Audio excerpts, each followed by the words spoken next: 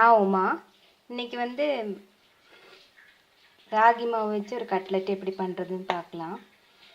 இப்போ நான் அதுக்கு தேவையான பொருட்கள் எடுத்து சொல்கிறேங்க. ஒரு உருளைக்கிழங்கு நான் வந்து வேக வச்சு உடைக்கிறக்காக எடுத்து வச்சுட்டேங்க. ஒரு தக்காளி, ஒரு பெரிய வெங்காயம் 2 பொடிசாக கட் பண்ணிட்டேங்க. 2 பச்சை மிளகாயும் ரவுண்டாக கட் பண்ணிட்டேங்க. கருவேப்பிலை கொஞ்சம் கட் பண்ணி வச்சுக்கோங்க. முருங்கைக்கீரை வந்து ஆஞ்சு நல்லா அலசி வச்சுட்டேங்க. ஒரு பிடி இருக்கும் இது. அப்புறம் இந்த ராகி மாவு வந்து நம்மளுக்கு இதில் தண்ணி எவ்வளோ பார்த்து 1 டேபிள் ஸ்பூன் ஃபஸ்ட்டு போட்டுடலாம். அப்புறம் பார்த்துட்டு கொஞ்சம் ஆட் பண்ணிக்கலாங்க.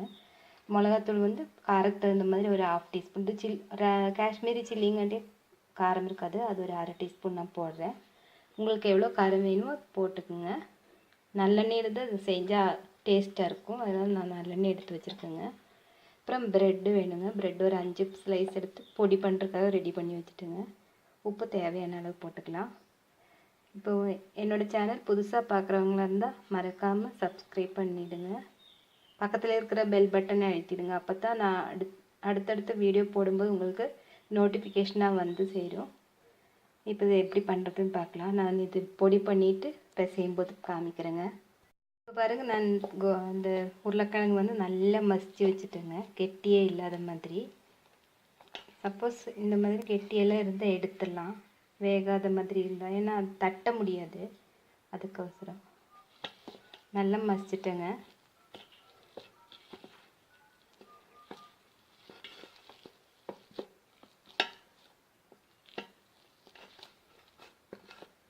இப்போ இதில் வந்து நம்ம ஒவ்வொன்றா ஆட் பண்ணிக்கலாம். இப்போ வந்து நான் இதில் இந்த அறுத்து வச்ச எல்லாம் வெங்காயம், தக்காளி, பச்சை மிளகாய், கருவேப்பிலை எல்லாம் போட்டுடலாம்.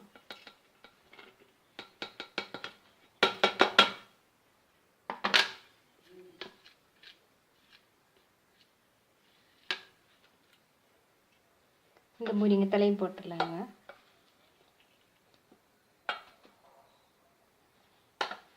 முருங்கைத்தலை இப்படியே போடலாம், இல்லைன்னா கட் பண்ணி கூட போடலாம். கட் பண்ணால் ஒரு சிலது கசக்கும், ரொம்ப கொழுந்தா இருந்தால் இன்னும் நல்லாயிருக்கும்.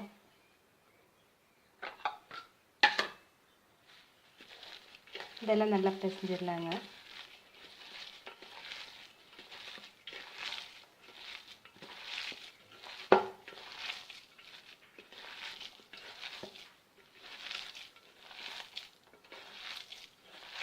ரொம்ப ஹெல்த்தியான டிஷ், எல்லோரும் செய்யுங்க, குழந்தைங்களுக்கெல்லாம் செஞ்சு கொடுங்க.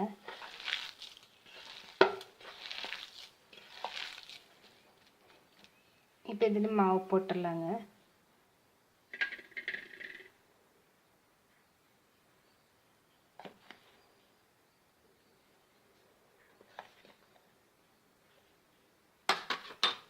பார்த்துட்டு போடலாம். இனி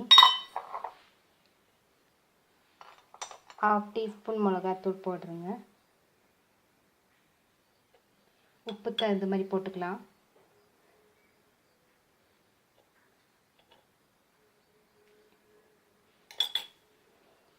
இப்போ எல்லாம் நல்லா பிசைஞ்சிடலாங்க. லாஸ்ட்டு ப்ரெட் க்ரம்ஸ் போட்டுட்டு நல்லா பிசைஞ்சிடலாம். தண்ணி வேணும்னா நம்ம ப்ரெட் க்ரம்ஸு போட்ட பிறகு கொஞ்சம் ஆட் பண்ணிக்கலாங்க. ஏன்னா இந்த தக்காளியிலலாம் இருக்க தண்ணி ஊறிடும், வெங்காயத்துலேயும் தக்காளிலையும். அதில் கொஞ்சம் ஒரு 5 நிமிஷம் வச்சுட்டு பார்த்துட்டு நம்ம வேணால் போட்டுக்கலாம். இதில் வந்து சுக்குத்தூள் போடலாம், இல்லைன்னா இந்த சோம்புத்தூள் போடலாங்க. நான் இப்போ சோம்புத்தூள் தான் போட போகிறேன். இப்போ நான் இதில் ஒரு 1/2 டீஸ்பூன் சோம்புத்தூள் போடுறேங்க.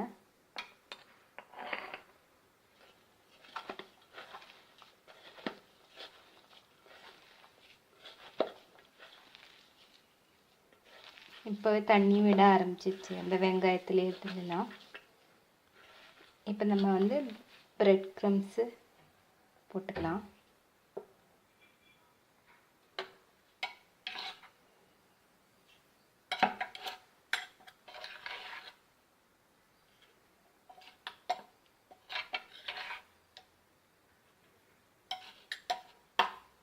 ப்ரெட் க்ரம்ஸ் எவ்வளோ போடுறோமோ கிறிஸ்பாக வருங்க.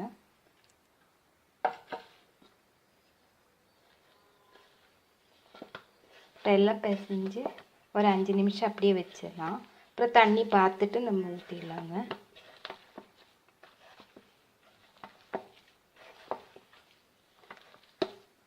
பாருங்க நல்ல கெட்டியாக வந்திருக்கு.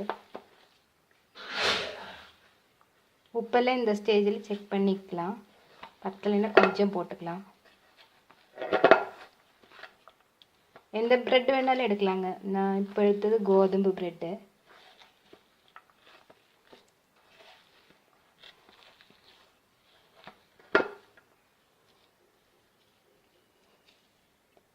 இப்படி உருட்டிட்டு தட்டுற அளவுக்கு வந்தால் போதுங்க. கட்லெட் தட்டுற அளவுக்கு. நம்ம வந்து டீப் ஃப்ரையும் பண்ணிக்கலாம், இல்லைன்னா கடாயில் இப்படி நல்லெண்ணெய் ஊற்றி திருப்பி திருப்பி போட்டு எடுத்துடலாம். இப்படி தட்டுற அளவுக்கு வந்தால் போதும். இது கொஞ்சம் நேரம் இருக்கட்டுங்க, அப்புறம் நான் உங்களுக்கு சுடும்போது காமிக்கிறேன். இப்போ பாருங்கள், நான் நல்லா பிசைஞ்சு வச்சுட்டேங்க. ஒரு 5-6 நிமிஷம் ஆயிடுச்சு. இந்த பிசைஞ்சு வச்சுட்டு நான் சட்னி அரைச்சிட்டேன். இது சும்மா சாதா தேங்காய் சட்னி இதுக்கு சூட் ஆகும். இப்போ நம்ம இதிலிருந்து கொஞ்சம் தண்ணி ஊற்றணுங்க. ஒரு 1/4 டம்ளர் தண்ணி ஊற்றி பிசைஞ்சேன். இப்போ இந்த கன்சிஸ்டன்சி வந்துடுச்சு. நம்ம இதை எடுத்து உருண்டை பண்ணிவிட்டு கல்லில் போட்டு தட்டிடலாம். உங்களுக்கு எப்படி ஷேப் வேணாலும் பண்ணிக்கலாம். நான் இப்போ தட்டுறேன். இப்போ நான் கல் வச்சுட்டேங்க, தோசைக்கல். இதில் வந்து தட்டிடலாம். கொஞ்சம் நல்லெண்ணெய் ஊற்றிட்டேங்க. நம்ம கொஞ்சம் கை ஈரம் பண்ணிவிட்டு இந்த மாதிரி ஈரம் பண்ணிவிட்டு எடுத்தோம்னா ஈஸியாக வந்துடும், கையில் ஒட்டாது. எவ்வளோ நைஸாக தட்ட முடியுமோ தட்டிடலாம். ஸ்லிம்மில் வச்சுக்கோங்க.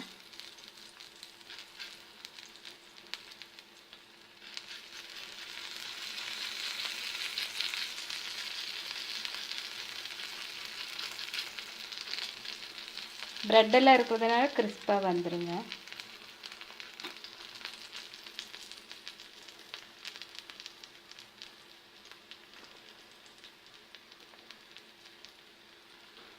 கொஞ்சம் பொறுமையாக பண்ணிடலாம்.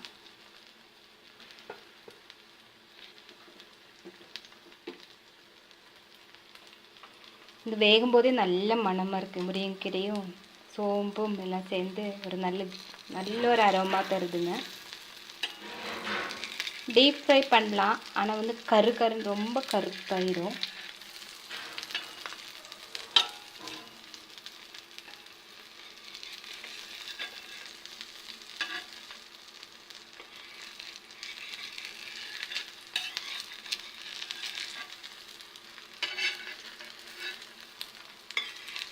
ஒன்று ரெண்டு உடையறக்கு சான்ஸ் இருக்குங்க. நீங்கள் பொறுமையாக பண்ணுங்கள். கொஞ்சம் கிறிஸ்பான உடையாது.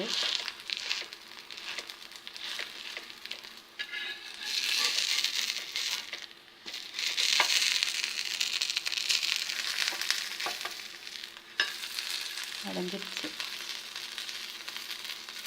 இல்லை கொஞ்சம் கூட வேகட்டுங்க, அப்புறம் எடுத்துக்கலாம்.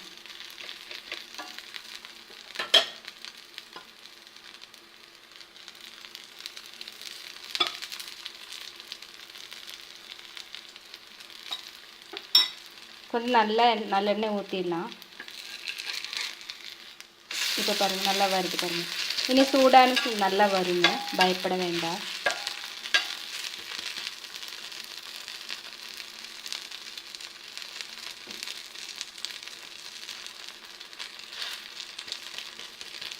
கொஞ்சம் ஸ்பீடாக பண்ணணுங்க, அப்போ தான் தின்னாக வரும். நம்மளுக்கு சூடேறிச்சுன்னா தட்ட முடியாது. அதுதான் இங்கே பிரச்சனை ஆயிடுச்சு இப்போ. ஆனால் நல்ல மணமாக இருக்குது. குழந்தைங்களாம் விரும்பி சாப்பிடுவாங்க. எல்லோரும் செஞ்சு கொடுங்க. நம்ம ராகி அடை தட்டுற மாதிரி தான், இன்க்ரீடியன்ட்ஸ் மட்டும் கொஞ்சம் வித்தியாசமாக போட்டிருப்போம், அவ்வளோதான்.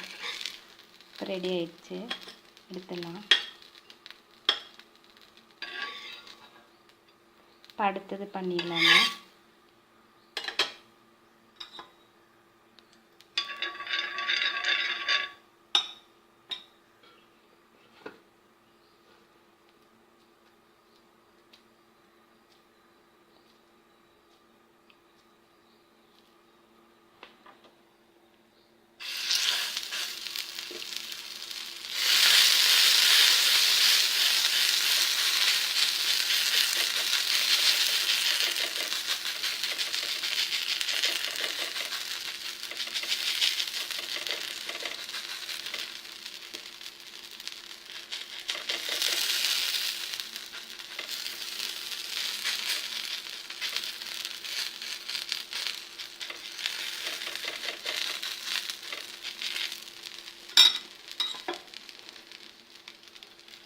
கொஞ்சம் நல்ல எண்ணெய் ஊற்றிடுங்க, அப்போ தான் வரும். நல்லெண்ணெய் ஒன்றும் பிரச்சனை இருக்காது.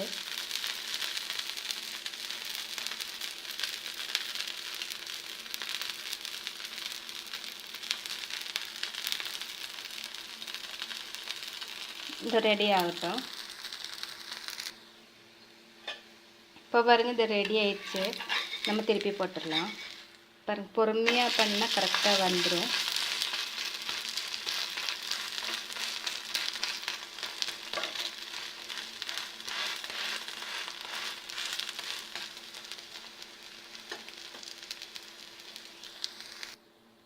இப்போ இது ரெடி ஆயிடுச்சுங்க, இதை எடுத்துடலாம்.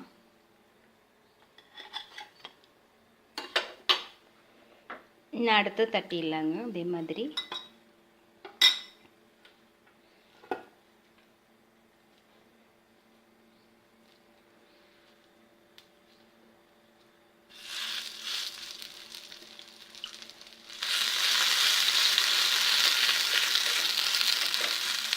அடை தட்டுற மாதிரியே தாங்க.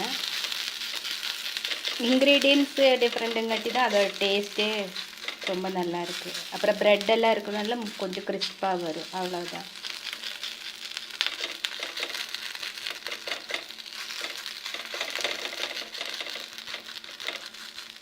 எல்லா இடத்துலையும் ஈவனாக இருக்கிற மாதிரி பண்ணால் கொஞ்சம் வேகிறதுக்கு ஈஸியாக இருக்கும்.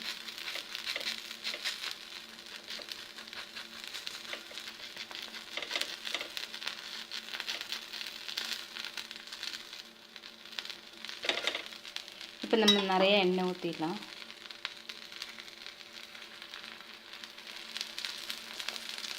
இது 2-3 நிமிஷம் அப்படியே விட்டுருந்தாங்க ஸ்லிம்மிலே, அப்போ தான் நல்லா வேகும். இப்போ பாருங்கள், இதுவும் ரெடி ஆயிடுச்சு. எடுத்துக்கலாம்.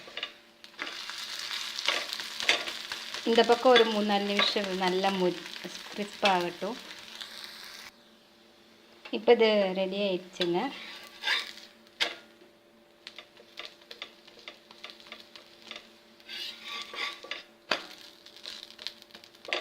எடுத்துடலாம். இதே மாதிரி 2-3 பண்ணிவிட்டு நான் உங்களுக்கு காமிக்கிறேன். இப்போ பாருங்கள், முருங்கைக்கீரை ராகி